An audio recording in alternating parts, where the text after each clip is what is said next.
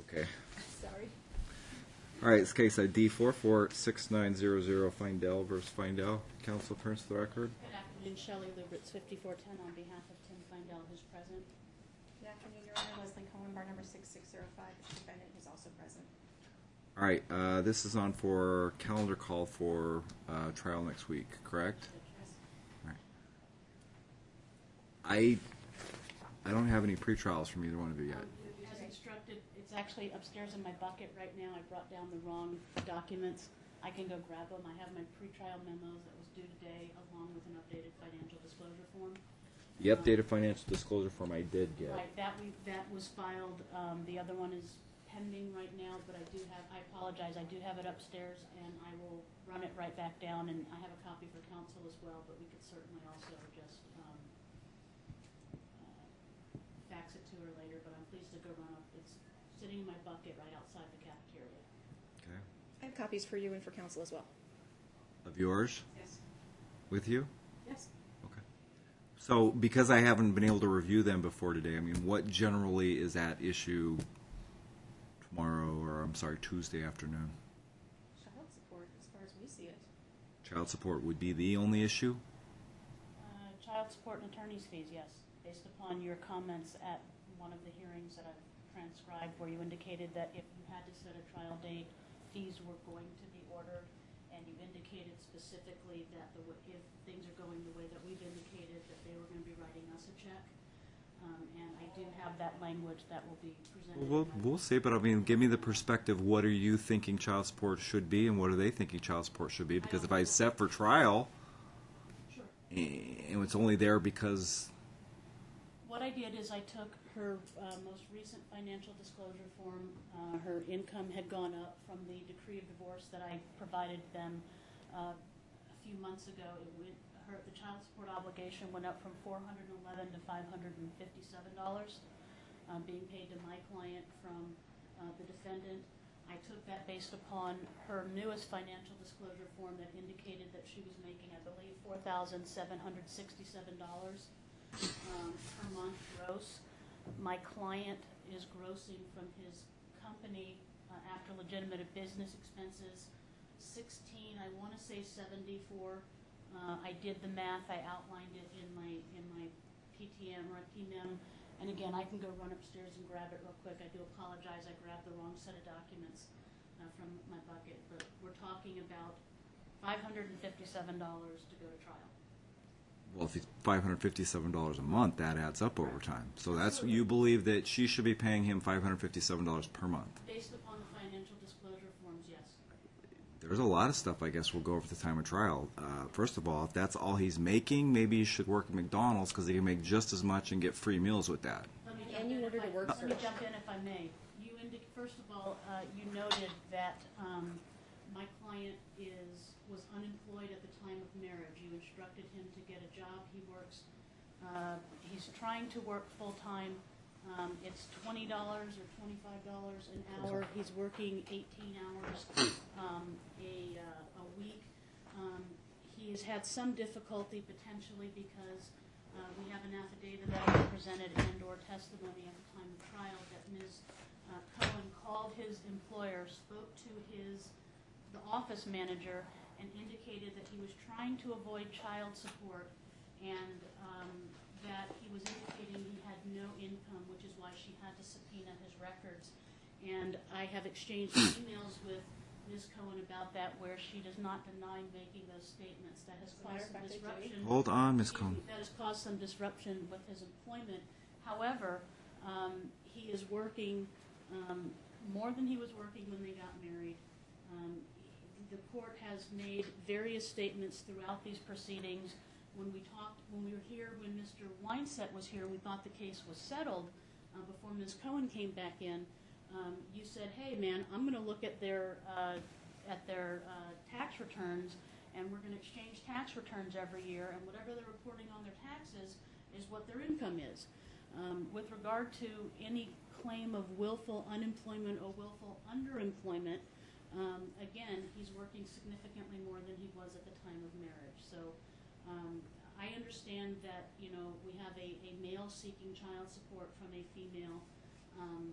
I do not allocate that. The marriage, he made $1,000 the last for 2011, and he has increased that obviously significantly by making $20 an hour for an average of 18 hours a week. I'm sorry, $25 an hour at an average of 18 hours a week. Your Honor, if I may. Okay, but at the end of the day, Ms. Luberts, I can allocate Nevada average wage to him if I simply don't believe his history. So let's discuss, what do you believe, if any amount, your client should be paying him? None. You None? ordered to work. Okay. First of all, he says on his most latest FDF that that he's been self-employed since 2009 before the marriage. So, but you did order for him to do a work search, which he has not done. He just says he's doing this work for this one company. Well, clearly, if he's not working full-time for this one company, that wasn't your intent. He has a history of working as a bartender in Las Vegas. He has patents, that he is a co-owner of patents. He has an internet business that does all sorts of stuff. We've never seen any of his income on that. But for him to come in and say, I can't work more than 18 hours a week, I tried, and it's Ms. Cohen's fault, I can't work more, makes no sense.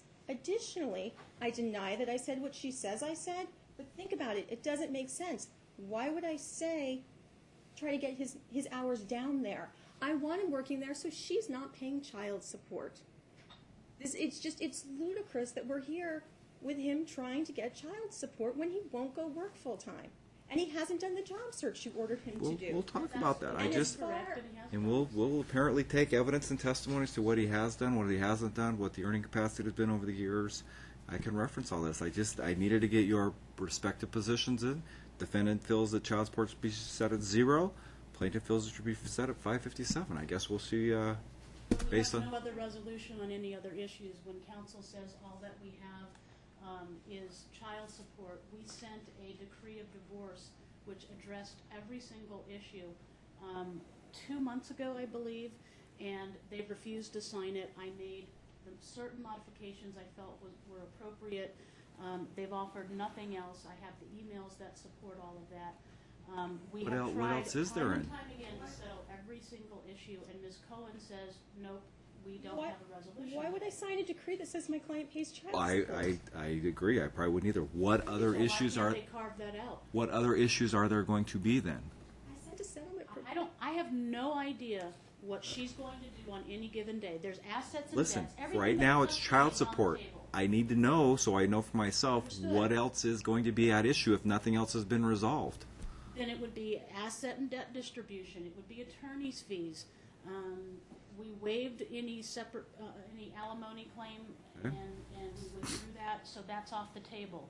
Are we talking personal property as far as that? Because I do A/B lists if that's what we're doing. My He was belief ordered is to do they've what I already didn't. resolved it, but counsel won't sign anything that indicates that. My belief is that the parties will take, he will take his home, he will take his vehicle, she will take her vehicle, he will take his business, she will take her business. They will waive an interest in each other's businesses to the extent that there's a growth of the separate property. She won't agree to it's either all or nothing. I'd like to narrow down every single issue that we can. I would hope. But never responded to I it. don't know, Ms. Gold, because if we're going to trial on it, guess what I can order? That it all simply be sold and split. That's fine, except for the fact Sure. that they had their It's own easiest assets prior to marriage. but Right, that's well, whatever's fine. not considered separate property. We have no problem stipulating to that. We will stipulate. Wonderful. He keeps his, she keeps hers. All right, I so that. attached the proposed stipulated decree of divorce that I sent to her. I Listen, I- attached it to my PTM. If they Lucas, wanna I don't- redact they're it, uncomfortable- redact out- If they want to redact out the child support and leave that as an issue for the court to resolve, great. We have that in attorney's fees. Well, if they're admitting it on the record, I can take that stipulation pursuant to EDCR 7.50. Absolutely. All right, so we'll go ahead and do that. So then the only issue will be at the time of trial is going to be child support and possibly attorney's fees. And we're going to be asking for attorney's fees as well. Sure you We're will. waiving that. Listen, I'll be very candid with you. I don't know whether you'll be getting a decision that day or something I'll take under advisement. I'll have to wait to see what the evidence and testimony is. But that's clear. That's why I'm glad I had you guys, so I know that's clearly something we will be done in 3 hours. There's no way I'm going past that just on a child support type of issue. I think All right. done in an hour. So as far as exhibits, everything's been disclosed. We don't have any 16.2 issues. Witnesses, is it just going to be the parties? I have no one other than the two parties. I have, unless I need to bring someone in to confirm the documents that were presented to the court. Well, have you, well, I've got the affidavit, so it shouldn't be a problem. If there's a custodian of records affidavit, then there would be no. well, there shouldn't be, because there if is. if you've disclosed it, I did. then, and there's no written objection, then the only objections at this point can be either relevance or undue prejudice. No objection as to the authenticity as long as there's a certificate of custodian of records. Which And was there presented would to be no council objection already. to their admission based upon that. All right, sounds good. Okay, for the record, I'm Thank handing you. counsel my copy of the pre-trial memo. That's fine. Why don't, if that's going to be the issue, do you guys have any problem with starting at 2 o'clock? Or you want 1:30? Yeah, I'll start whenever you want. It's up to you guys. Prefer? All right, let's start promptly at 2 then. Thank you, Your Honor. All right, we'll see you next Tuesday at 2. Judge, I would just note for the record that you had indicated specifically in your order that financial disclosure forms be attached, and that proposed distributions of debts be included. I don't see either of those outlined sufficiently. If it's not in accordance with your order, then certainly we'll go ahead and ask for the appropriate sanctions as set forth in your order setting civil trial. So thank you very much. Your Honor, appreciate may your I address indulgence. that? I will go I ahead. thought the only issue, everything was stipulated, and the only issue is going to be child support. I'm just looking at what I spent a lot of time last night making sure that I comported with your very, very specific civil trial management orders, and just wanted to point that out for the record. Now, I can do two things. I can run upstairs and grab a copy because I have it upstairs in my bucket, or I can simply have it emailed or faxed to counsel. Your preference, Ms. What is Cohen. the preference? Fax is acceptable. However, for the record, I would like to respond to what counsel said. First of all, as we stated in our pretrial memo, our FDF is up to date. We filed it just a couple weeks ago, so I That's don't know not the why bill to start it has. fighting, 'cause- Additionally, Your Honor, as I stated in my pretrial memo, we believe that the division of assets and debts was resolved, as I stated in my pretrial memo. As of right now, anyway, so. And I will, that's fine, Judge, and certainly, no, if I may understand the court's preference, if portions of prior hearings need to be played, do you want me to give you a CD ahead of time and tell you what sections I intend to play, or just bring my No, own? because again, I'll be very candid, likely take it under advisement. You simply note it to me, and I will likely review it before I make any Oh, determinations. outstanding. Thank you, All I right. appreciate the court's Guys, have a involvement. good day. I'll see you next Tuesday.